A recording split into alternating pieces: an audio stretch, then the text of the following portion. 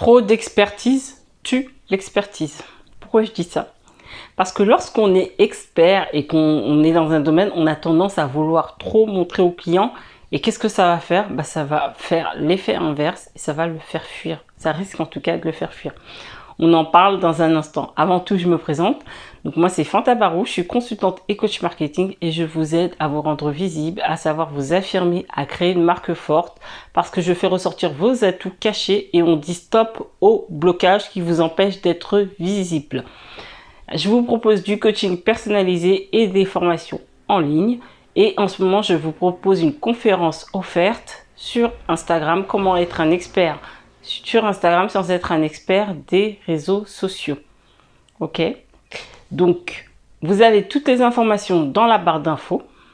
Et abonnez-vous pour la vidéo quotidienne qui va vous permettre d'avoir un plus dans votre business chaque matin. Donc, trop d'expertise tue l'expertise. Trop de syndrome de l'expert. Je sais et je veux montrer que je sais. Je vais vous raconter une histoire. Il n'y a pas longtemps, j'ai changé de box. Donc, je suis passée d'une box à une autre. Et donc, le technicien est passé à la maison et je commence à lui poser des questions. Et puis là, il commence à me parler un jargon que je comprends pas en fait. Donc, j'ai bien compris qu'il savait. Mais moi, franchement, ça m'a saoulée. Parce que je me suis dit, ok, mais sinon, et après j'étais obligée de lui dire à chaque fois, c'est-à-dire. Parce qu'il voulait bien me montrer qu'il savait, il avait peut-être l'impression qu'il parlait à un collègue, sauf que vous ne parlez pas à des collègues, vous parlez à des clients.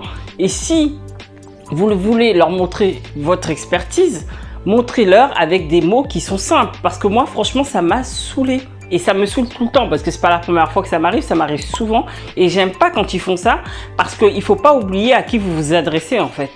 Et vous vous adressez à des clients, vous vous adressez pas à des collègues. Donc ok, on a un jargon avec des collègues et si vous voulez utiliser ce jargon pour moi, il n'y a pas de souci. Mais derrière, il faut l'expliquer. Quand j'utilise les mots avatar, j'utilise à chaque fois, moi derrière, j'essaie toujours d'expliquer en fait.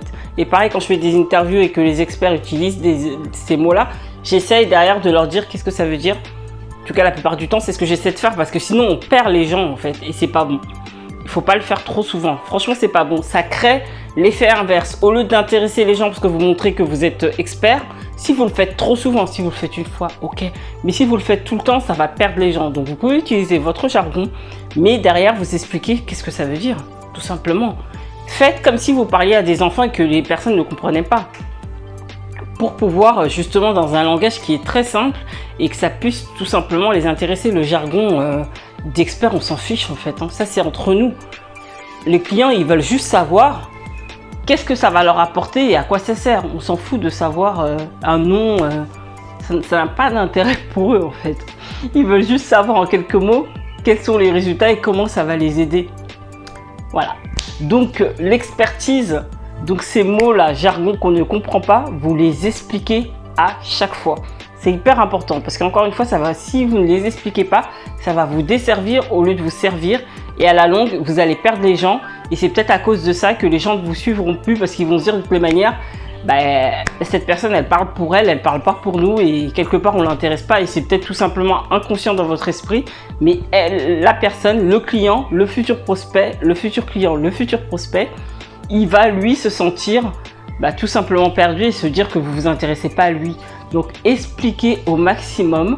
Donc vous pouvez montrer votre expertise avec ces mots-là, mais derrière vous expliquez qu'est-ce que ça veut dire. Tout simplement. Donc stop à trop d'expertise quand on s'adresse aux clients.